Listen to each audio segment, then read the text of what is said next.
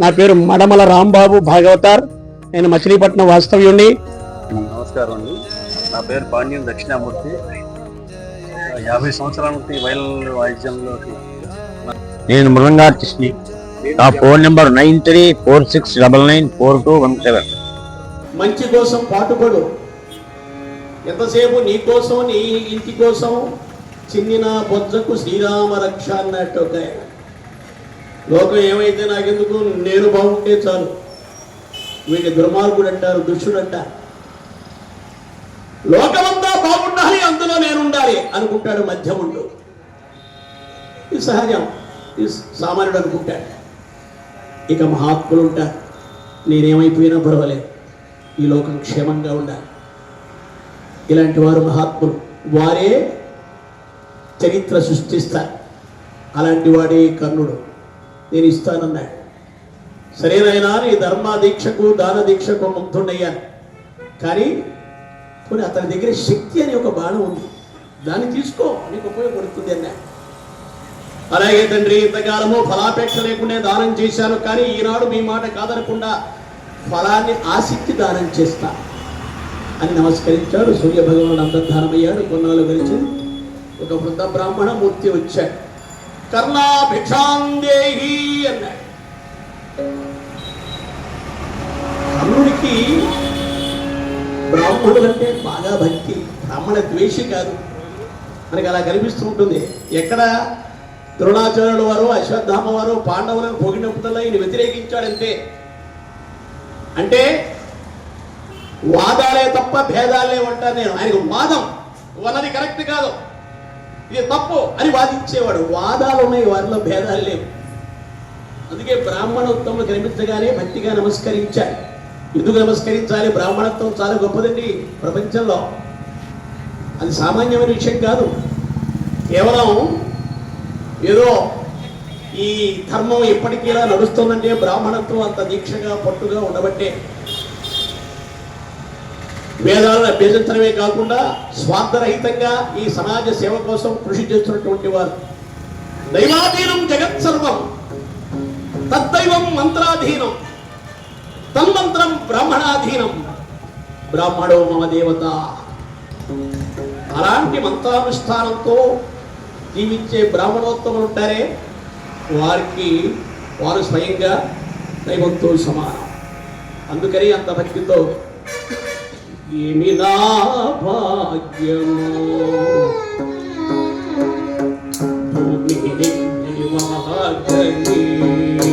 ఏమి నా భాగ్యము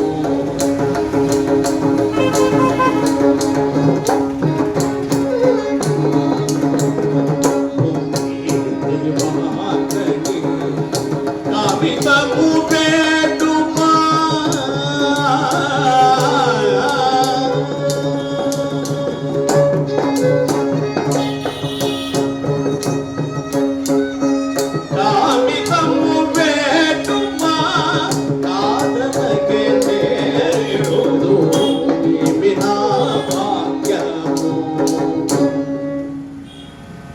సాధారణంగా ఆహ్వానించాడు. ఎందుకంటే ఇంట్లో ఉన్న పెట్టే మనస్సు ఉండాలి. అది లేనివాడికి ఎన్ని సంపదలు ఉన్నాయి ఇవ్వలేడు. అమ్మా, వాడు ఇంటి ముందు నిలబడి అడుగుతున్నాడట, అరుస్తున్నాడు, అమ్మా అమ్మా ముద్దు పెట్టమ్మా,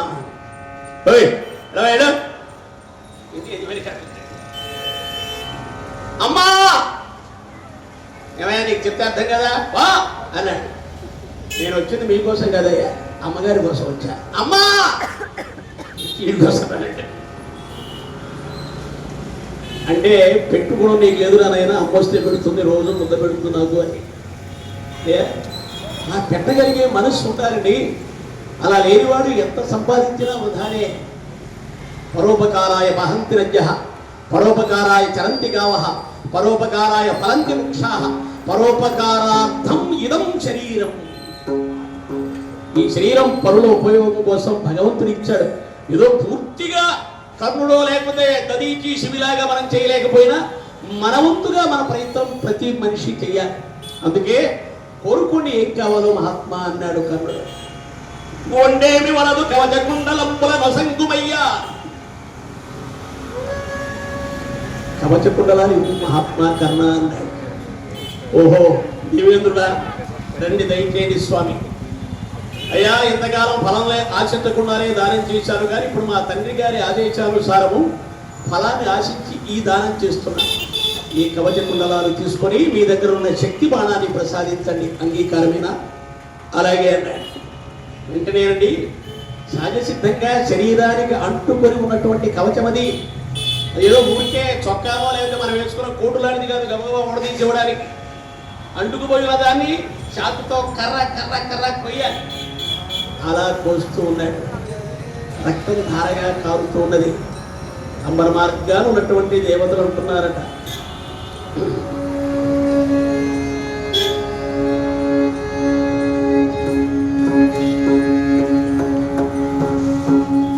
దేవతలంతా పుష్పవృష్టి కురిపిస్తున్నారు.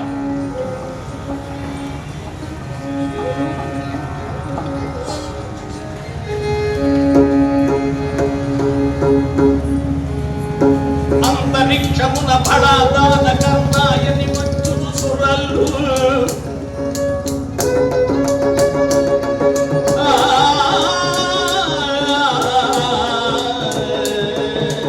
అంతరిక్షమున ఫళాదాన కర్ణాయని మెచ్చును సురలు. సంతోషమున మరి మరి పొగడుతూ తల్లిని వినుచును.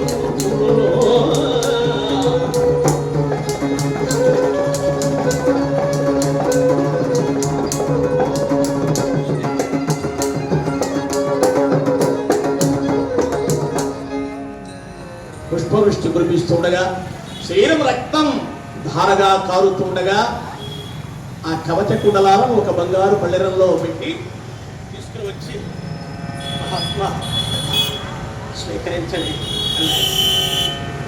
అతని త్యాగ నిరతికి కదిలిపోయాడు దేవేంద్రుడు. ఆహా, దానికన్నా ఎంత గొప్పవాడవయ్యా నీవు.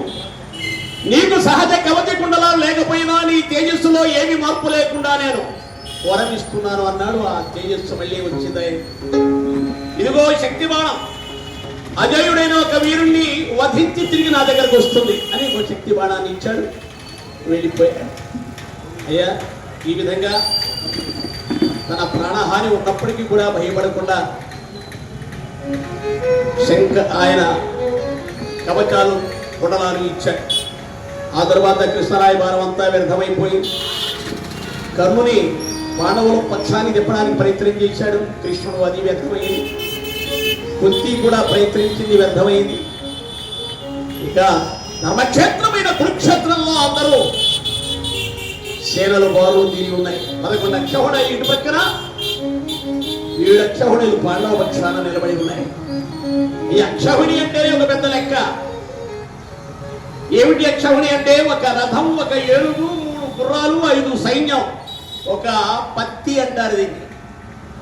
3 పత్తులు ఒక సేనాముఖి, 3 సేనాముఖులు ఒక గుల్మం, 3 గుల్మాలు ఒక గణం, 3 గణములు ఒక వాహిని, 3 వాహినులు ఒక చెమ్ము, 3 చెమ్ములు ఒక అనీకిని, 10 అనీకినులు ఒక అక్షౌహిణి. ఇది లెక్క. అప్పుడు ఎంత అవుతుందండి? 21,870 రథాలు, 21,870 ఏనుగులు, 65,610 గుర్రాలు, 1,09,350 సైన్యం. అంటే మొత్తం మీద 2,18,700 ఒక అక్షౌహిణి. మొత్తం 18 అక్షౌహిణీలంటే ఆ యుద్ధంలో చనిపోయిన వాళ్ళు 39,36,600 మంది. ఇదండి ఒక ప్రపంచ యుద్ధం జరిగినంత గొప్ప యుద్ధం. కురుక్షేత్ర సంగ్రామం భూతో భవిష్యత్తు. అప్పటి నుండి ఆ వెనక రామరావణ యుద్ధం తీసేది, అది ఇంకా విస్తృతమైనటువంటిది. అంత సైన్యం నిలబడి ఉన్నది. ఇక్కడ రథికులు, అర్ధరథులు ఇవన్నీ డివిజన్. ఎవరు యోధుడు, ఎవరు శూరుడు అనేటువంటి డివిజన్ ప్రారంభమైంది. కురు సైన్యానికి అధ్యక్షుడైనటువంటి భీష్మాచార్యుల వారు చెబుతూ ఉన్నారు, దుర్యోధనుడు మహారథి,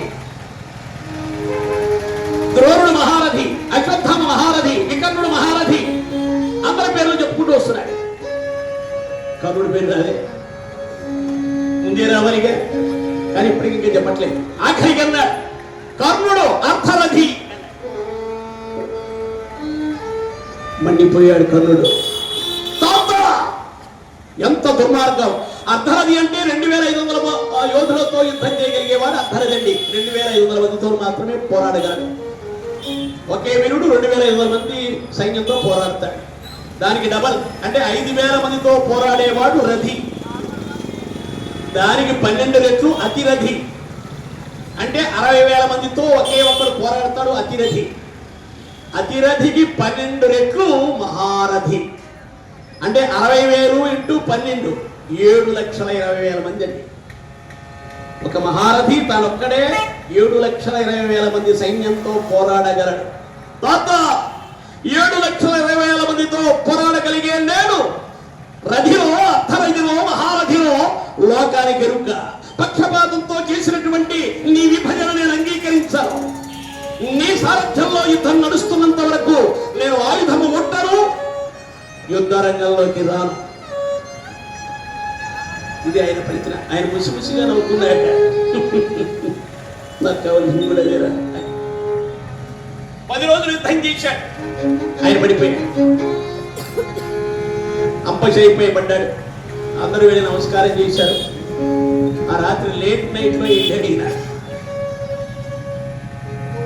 మహాత్మా భీష్మాచార్య వర్య నమస్కారం అన్నాడు.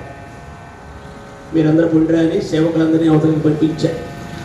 వారిద్దరే కూర్చున్నారని, 2 మహాపురుషులు, 2 యుగ పురుషులు కూర్చున్న సందర్భం అది. అద్భుతమైనటువంటి ఘట్టం అది. అప్పుడు నెమ్మదిగా చెప్పాడు, నాయనా కొనుక్కున్నావు సూర్యపుత్రుడిరా అంటూ ఈయన జన్మ వృత్తాంతం అంతా చెప్పి, ఇప్పటికైనా నీ తమ్ములైనటువంటి పాండవుల పక్షానికి నీ వెళితే యుద్ధం ఆగుతుంది, జనక్షయం ఆగిపోతుంది నాయన, అదే నా కోరిక. అందుకే నేను అడుగడుగున అవమానం చేశానురా, నీపై ప్రేమ లేక కాదు నాయన అన్నాడు. అప్పుడు ఏం చెప్పాడు, నాకు ఎప్పుడో తెలుస్తాత ఇదంతా. తెలుస్తాత మరి, ఎందుకంటే నాదు పెంపు నమ్మి గదా దుర్యోధనుడు యుద్ధమునకు సిద్ధమయ్యే.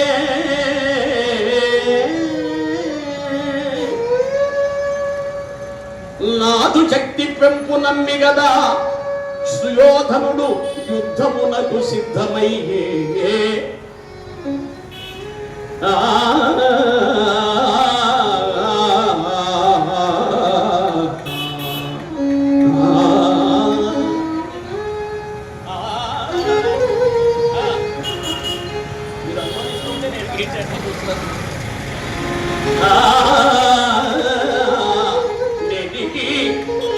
పాండవులు నా వారిని చేరుట ధర్మము.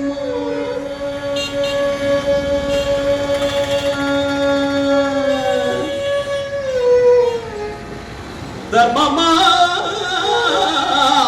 నమ్మిన వారిని వర్జించుట ధర్మమా. ధర్మముడే గెలుచు, ధర్మమే గెలుచు. ఎరుంగుదు నన్నియు పితామహ.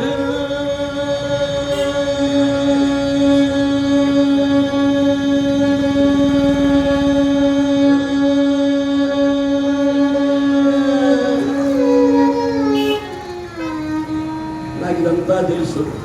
యతో ధర్మస్తతో జయ. పాండవుల పక్షమే ధర్మమునది, అటే గెలుస్తుంది నాకు తెలుసు. అయినా ఇటు ప్రక్కనే ఉన్నాను నేను. అయినా తాతయ్య ఇన్ని తెలిసి కూడా నువ్వు ఈ పక్షాన్ని ఎందుకు యుద్ధం చేశావు అని అడిగాడు. ఎదురా మనవడా, మరి ఉప్పు పులుసు తిన్నటువంటి మరి మనం చెల్లించుకోవాలిగా కృతజ్ఞత అన్నాడు. మీరు చేసింది నేను చూస్తున్నాను, నన్ను ఆశీర్వదించండి అన్నాడు. శభాష్ కర్ణ, నీతిమంతుడియుడ నీవగండవే కర్ణ.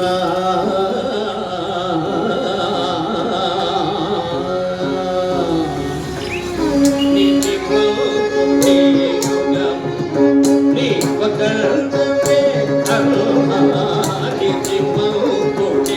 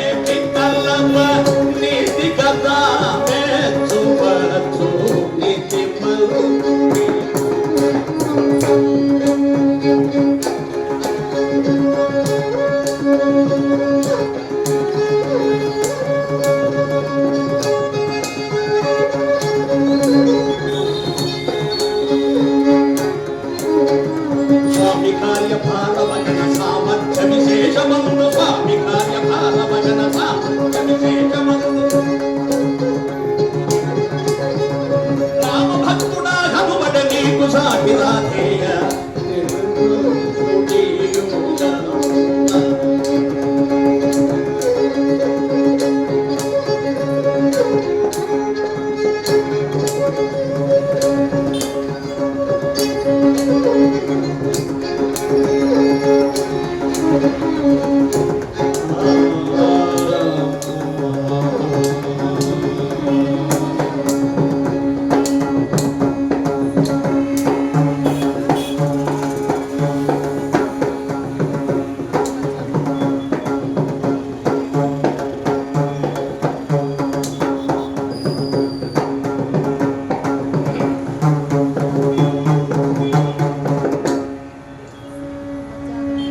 గొప్ప మాట అన్నాడండి. ఇది మనం బాగా గుర్తుపెట్టుకోవాలి. స్వామి కార్య భారదహన సామర్థ్య విశేషమందు రామభక్తుడా హనుమడే నీకు సాటి కర్రా. ఎంత మాట అండి ఇది! ఇంతకంటే గొప్ప బిరుదు పద్మశ్రీలు పద్మభూషణులు లేకపోతే ఇంకేమో పెద్ద పెద్ద బిరుదులు కావాలా? ఆనాడు రామచంద్రుని యొక్క మాటను నిలబడడానికి తన జీవితాన్ని అంకితం చేసినటువంటి వాడు హనుమంతుడంతని స్వామి భక్తి నీకున్నది. కీర్తికాయుడవై యశస్సు గంచదవుగాక అని ఆశీర్వదించాడు పితామహుడు. ఇక ఆ తర్వాత 4 రోజులు ద్రోణుడు యుద్ధం చేశాడు. అంతటి గొప్పవాడు ఇప్పుడు ఏమంటున్నారండి? శరీరం చూచి సూత కురుముడు క్రీడనుచు సుతయురోయకుమాత్మలో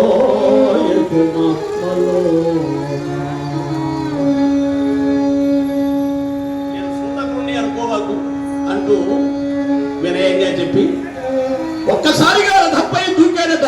ఎలా? ఏనుగు కుంభస్థలంపై దూకేటటువంటి సింహంలాగా దూకాడు. ధనుష్టంకారం చేశాడు. ఒక్కసారిగా అన్నాడు, కవ్వడిగాడు నేడు కర్రకంఠుడెత్తి వచ్చును.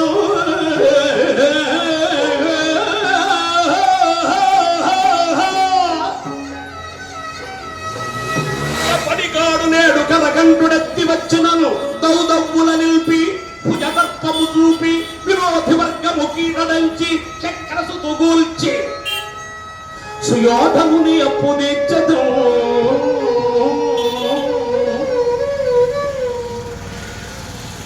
శల్యుడు అన్నాడు అన్నాడట శల్యుడు. ఆయన అంటాడు, నవ్వులు కావు నానుడు నవ్వులు కావు నానుడు నమ్ముము సేయుము సూత కృత్యము.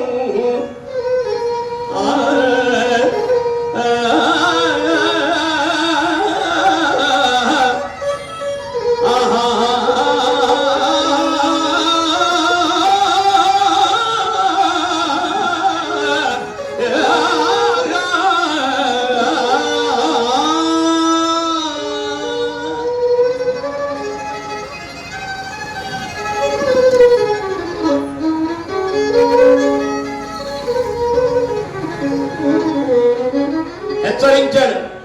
ఈవేళ కబడియే కాదు, అర్జునుడే కాదు, ఆ పరమశివుడే ఎదురుగా నిలిచిన ఆయన జయించి ఆ అర్జునుని చంపక మానను. ఈ రోజుతో నా మిత్రుడు దుర్యోధను యొక్క అప్పు తీరిపోతుంది. ఒరే రథాన్ని ఆయన వెనక్కి తిరిగి చూశాడు. చూస్తే సూర్యదేవుడే రథంపై నిలబడ్డాడు అన్నట్టుగా తేజస్సు కనబడుతుంది. పైగా తెగింపు కనబడుతుంది. డూ ఆర్ డై అంటారు. అటు ఏటో ఏ చేద్దా ఉంటావా పోవడమా అంటావే అలా నిశ్చయించుకుని ఉన్నాడు కర్ణుడు. అమ్మ బాబోయ్, ఈతన్ని ఇప్పుడు దెబ్బ కొట్టకపోతే చాలా కష్టం అనుకున్నాడు శల్యుడు. అందుకే ఎకశక్యంగా నవ్వుతూ ఏ అర్జునుని జయిస్తావే అబ్బా కుంతి తనయుల రంగమున కూర్చున్నకు జగమునవు కుంతి తనయుల రంగమున కూర్చున్నకు జగమునవు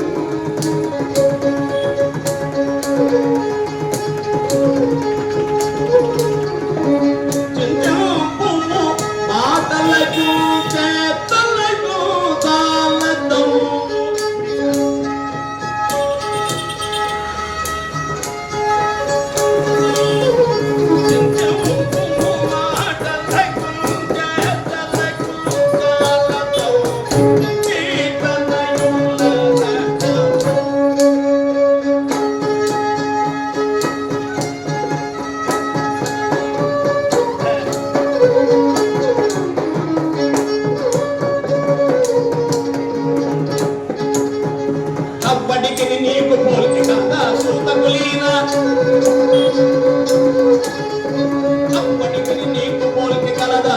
కులీన ఎవ్వర రుంగనిది నక్క ఏడ నాగలోకమేడ కుంతి తన్నయూల రాణము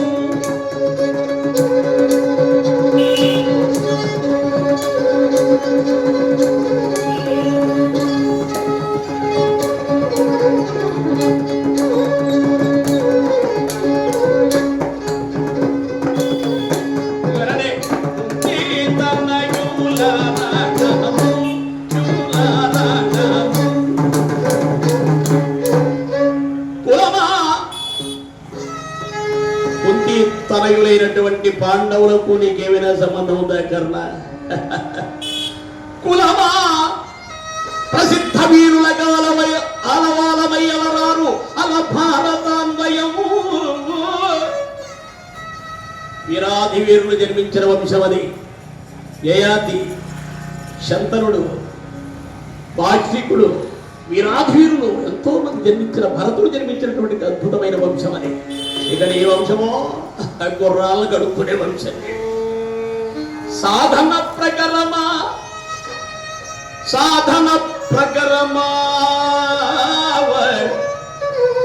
సర్వసుపర్వ ప్రసాదిత దివ్యాస్త్ర సంచయం సారథియా సమస్త నియామక స్థవనీయ దేవతా చక్రవర్తి బాహుదత్తమా భవానీ కళత్ర బిడవుజాది సంవృత భజనం అసమాన ప్రభావుడన్నిట కిరీటి అతనికి నీకు పోలికి లేదు అరసి చూడ గడ్డిపోతయు గదల్పన శక్తులకు భవాదృశులకు ప్రగల్భమును మెండులే. ఏమనుకుంటున్నావు? నువ్వు ప్రయోగించే బాణాలు కృష్ణ పరమాత్మను దాటుకొని అర్జునుడి దాకా వెళతాయని అనుకుంటున్నావా? అది ఎప్పటికీ జరగదు. మునుగులు నీధమున విముక్తములైచని కృష్ణమూర్తి కిన్వలగు అవలన్ నరుని కసిమూరు కద్దుస్థలం ముగాతల పగిదేమి వెళ్ళి భుజదర్పము వెనుని ముందు సాగునా మలపుడు నారథము అనుమానము గోచయము కన్నుడా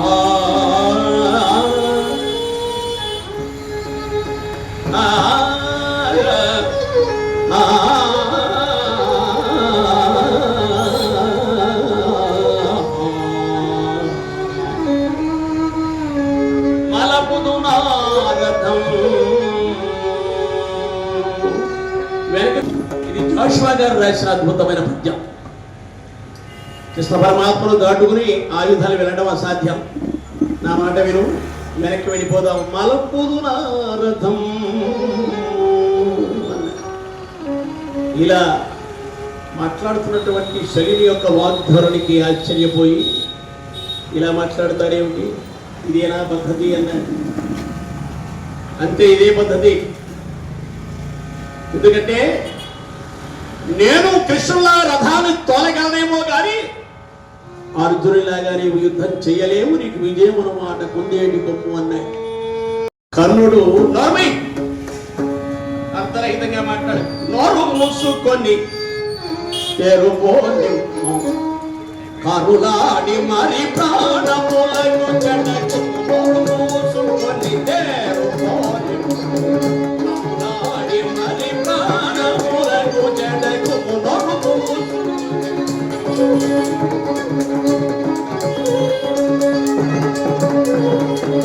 మెరమీరి పరుషోత్తులాడెదవు మెరమీరి పరుషోత్తులాడెదవు మెరమీరి తారా తాకిచ్చివేమో ఈనాడు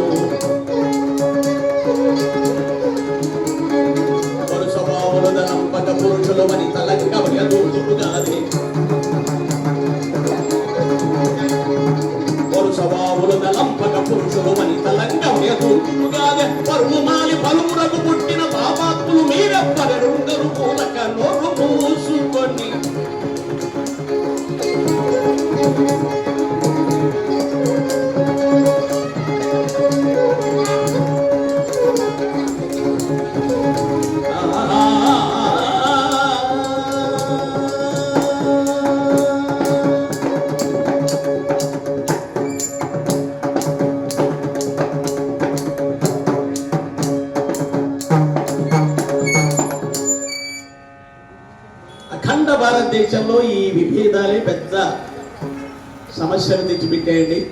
అఖండ భారతదేశం అంటే ఇరాన్ దగ్గర నుంచి ఇండోనేషియా వరకు భారతదేశమే. ఈనాడు జాగ్రఫీ చూసి ఈ కాస్తంతే ఇండియా అనుకుంటున్నాం కాదు. ఇరాన్ దగ్గర నుంచి మందే. ఇదంతా భారతంలో ఏ ఏ దేశాలు ఎక్కడ ఉన్నాయో మనకి ఇప్పుడు గూగుల్లో తెలుస్తుంది. ఇండోనేషియా ఆ ప్రక్కన ఉన్నటువంటి మిగిలిన దేశాలు కూడా ఈ మధ్యలో పెద్ద విష్ణుమూర్తి విగ్రహాన్ని కూడా పడగొట్టారు. చాలామంది ఏమనుకుంటారంటే ఇండియాలో తప్ప హిందూ ధర్మం ఇంకెక్కడ ఉంది, ఎవడు తెలియదు. ఆసియాలో 30 మందేనండి, యూరప్లో సగం మందేనండి. మనలో మనకి తెలివితేటలు పెరిగిపోయి అతి తెలివే ప్రమాదం. మనకి ఎక్కలేని విభేదాలు మనకే. మీరంతా కృష్ణా జిల్లా వాళ్ళే, మేమంతా గోదావరి ఇక్కడ ఒక ఆయన అంటే గోదావరికి కృష్ణకి ఎక్కడిక్కడే తేడా. ఎక్కడి నుంచి వచ్చాడు ఈయన? బందరోడా? అయితే మన గుడివాడు కదా, ఇదొకటి ఇక్కడిక్కడే పడిపోవా అయ్యా. అలాగే ఆ విభేదాలతోనే చెన్నై నుంచి తొలిసి ఇక్కడికి వచ్చాను. చెన్నైలో సగం మంది తెలుగు వాళ్ళే అయ్యా. ఆ తర్వాత నిన్నగాక మొన్న తెలంగాణ లాక్కుపోయారు. ఇప్పుడు కూడా పెద్ద సమస్య ఇక్కడ భద్రాచలంలో. ఆయన ఆస్థాన పండితుడు, ఒకప్పుడు ఆస్థాన విద్వాంసుడు, ఇప్పుడు ఆంధ్రా కూడా కదా తీసేశారు. మీరు నమ్ముతారో లేదు, ఇది పరిస్థితి. ఇప్పుడు మాకు కూడా అక్కడ హైదరాబాద్లో ప్రోగ్రాం వేస్తే 7 రోజుల కార్యక్రమం అయితే 2 ఆంధ్ర వాళ్ళు, 5 మన తెలంగాణ వాళ్ళే ఉండాలి. రాజకీయ నాయకులు చెప్తున్నారు.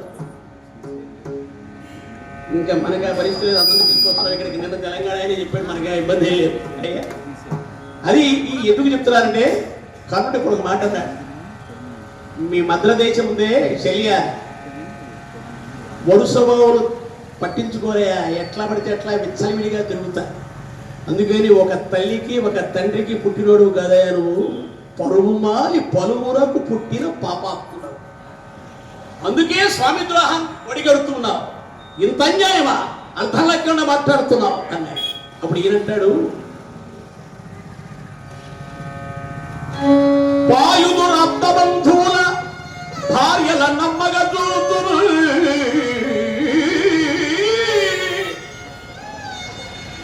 వాయుదు రక్త బంధువుల భార్యల నమ్మగ చూతు అంగదేశీయుడు. మీ అంగదేశం వాడు బతికాడు. మంచి రేట్ వస్తే, మంచి బేరం వస్తే పెళ్ళాన్ని కూడా అమ్ముతారు మీరు. చూసరి ఎంత తీవ్రంగా ఉన్నదో. అలాంటి రాజ్యానికి అధిపతి నువ్వు, అంగరాజ్యానికి. నువ్వు నన్ను కళ్ళు తాగావు, సారా తాగావు అంటే నాకేం పరుగు పోతుందా? పైగా సర్పసాయక భార్గవాస్తాలని గొప్పలు చెప్తూ ఉన్నావు. కానీ జన్నపుడావును చంపినందు కలిగి వసురోత్తముడు రథచక్రము కృంగునని శపింపలేదా? యుద్ధరంగంలోని రథచక్రం కుంగిపోవడం ఖాయం. ఇక బ్రాహ్మణ వేషం వేసుకుని పరశురాముల దగ్గరికి వెళ్ళి మోసగించి భార్గవాస్త్రాన్ని పొందావు. నిజం తెలుసుకున్న ఆయన యుద్ధరంగంలోని భార్గవాస్త్రము స్ఫురింపకుండునట్లు శపించలేదా? నీవు శాపాల పుట్టవు, మా అర్జునుడు వరాల మూట. నీకు జయమనే మాట కలలోని వార్త. నా మాట విను, మలపుదు నారథం.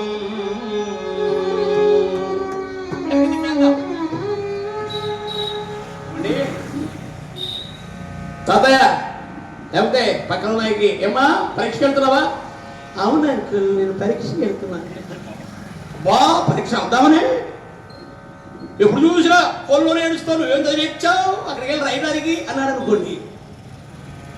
చదువుకున్నది కూడా మర్చిపోతున్నాం. మనసుపై చాలా ప్రభావం దూకుతుంది. వృత్తిరీత్యా నేను టీచర్గా చాలా కాలం పనిచేశాను కదా, ఎలాంటి వాడిని అయినా బయలుదేరినప్పుడు ఏం చెప్తావు? అరే చాలా ఈజీగా ఉంటుంది, తెలిసింది రాసే పర్వాలా, అది బెస్ట్ అంటే ఆడు వీరుడుగా బయలుదేరుతాడు.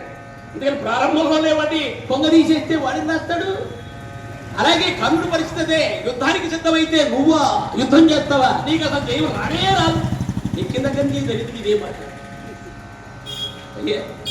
అందుకే మన బుద్ధు నాకు నేను పట్టించుకోలేదు.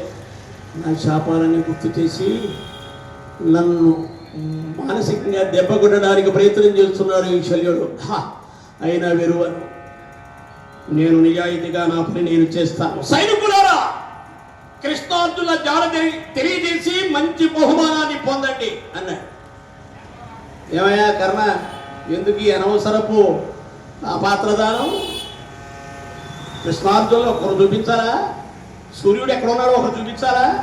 ఒప్పుడు వేరు ఎవరెక్కర్లా. ఎక్కడైతే గాంధీవ ధనుష్టంకారం మోగుతుందో, ఎక్కడైతే పాంచజన్య శంఖం మోగుతుందో, ఎక్కడైతే దేవదత్త శంఖం వినిపిస్తుందో అక్కడే కృష్ణార్జునులు ఉంటారు.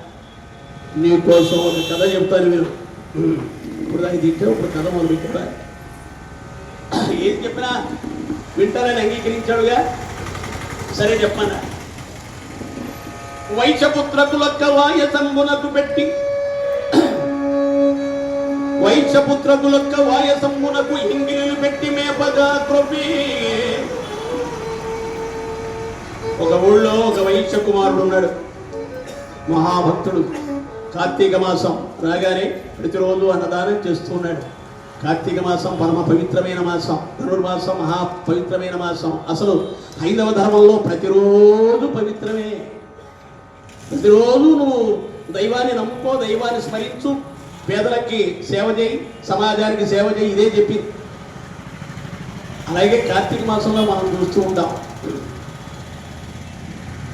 అలాగే అయ్యప్ప దీక్షలు, భవానీ దీక్షలు, ఎంత అద్భుతమైనటువంటి జీవన విధానం అండి ఇది.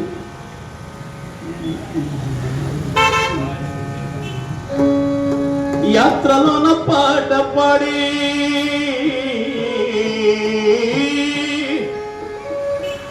యాత్రలోన పాట పాడి, అడవిలోన కొండలెక్కి,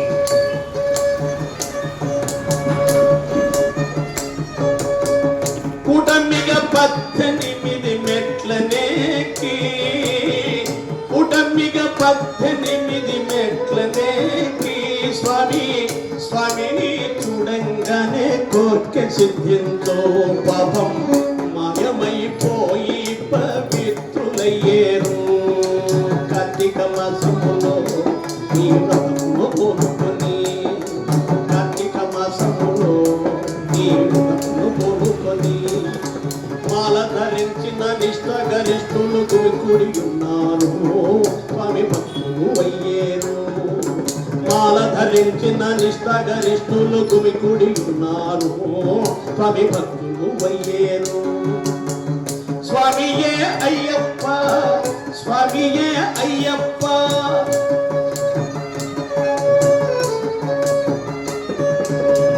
స్వామియే అయ్యప్ప, చరణమయ్యప్ప.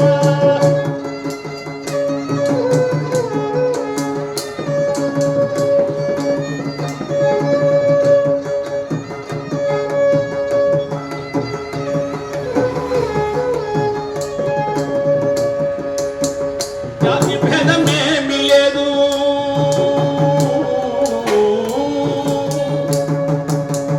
జాతి భేదమేమి లేదు, ఉచ్చ నీచ మసలే లేదు.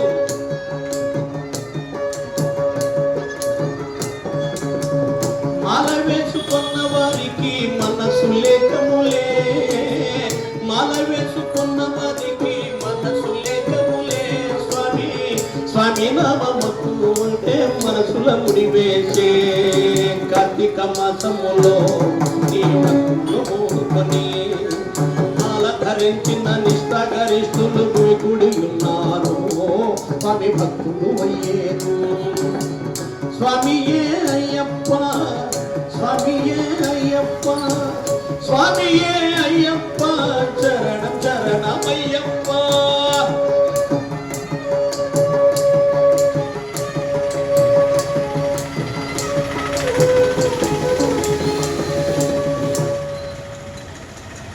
జేసుదాస్ గారి పేరు వింటే, అయ్యప్ప పేరు వినగానే జేసుదాస్ గుర్తొస్తాయి.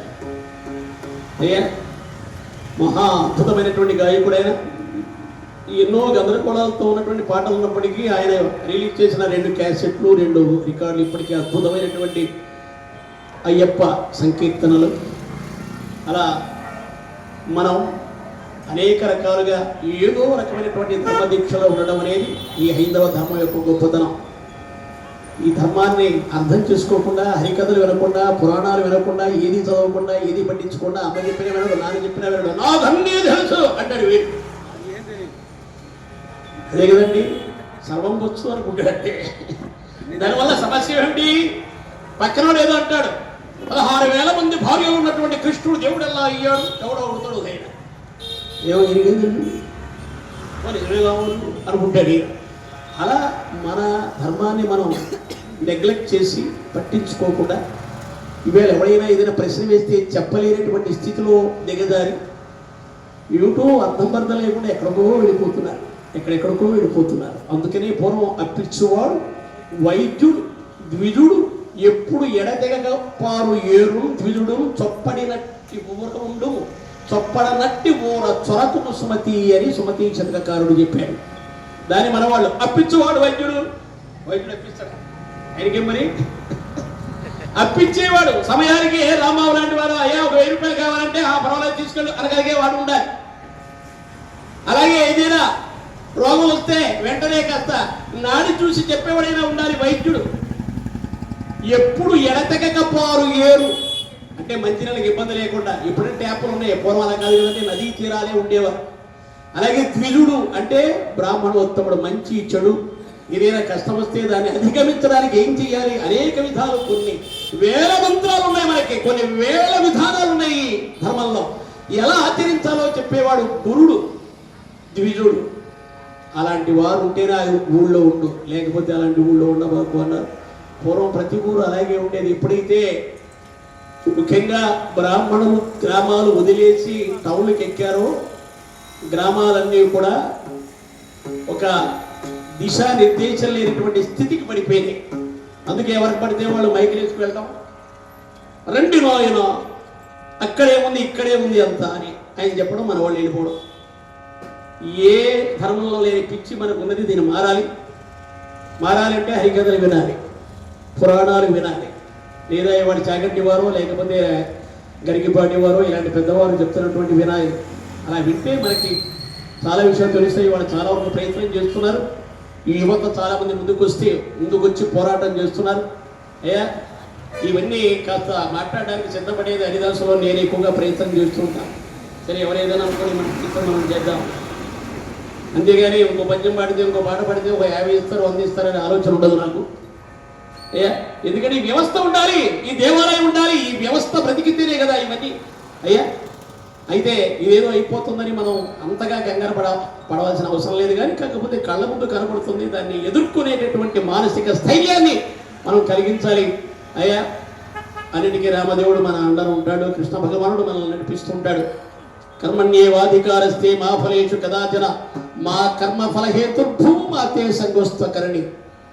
మాతే సంగోస్త్వ కర్మణి అంటే డూ యువర్ డ్యూటీ పర్ఫెక్ట్లీ. నీ పని నువ్వు చేసుకుంటూ వెళ్ళవయా, రిజల్ట్ ఫలితం గురించి నువ్వు ఆలోచించకు అని చెప్పినటువంటి అద్భుతమైన భగవద్గీత. దాన్ని అనుసరిస్తే చాలు జీవితం సార్థకమవుతుందయ్యా. అలా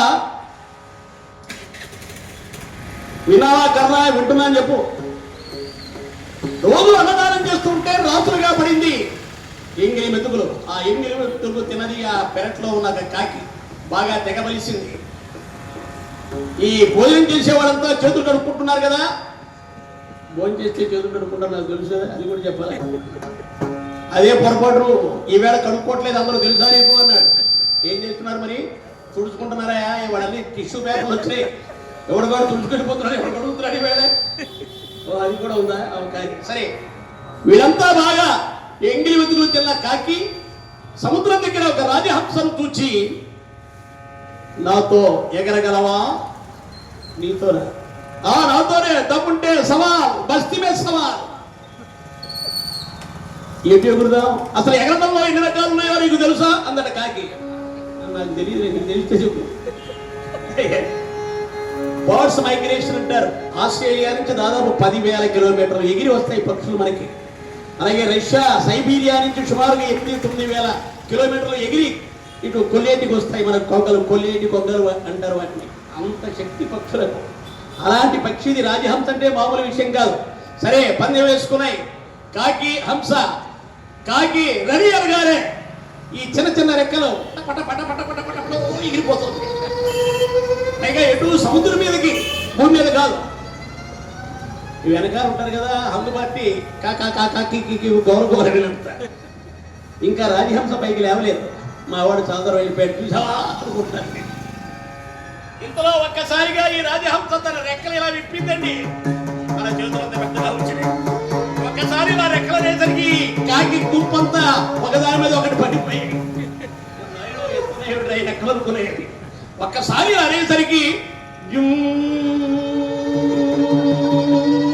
అని శబ్దం వస్తుంది. చాలా 1 కిలోమీటర్ వెళ్ళేసరికి ఈ కాకి రెక్కల్లో సత్తు అయిపోయింది. ఇక ఆ తర్వాత ఇది అమలైపోతుంది.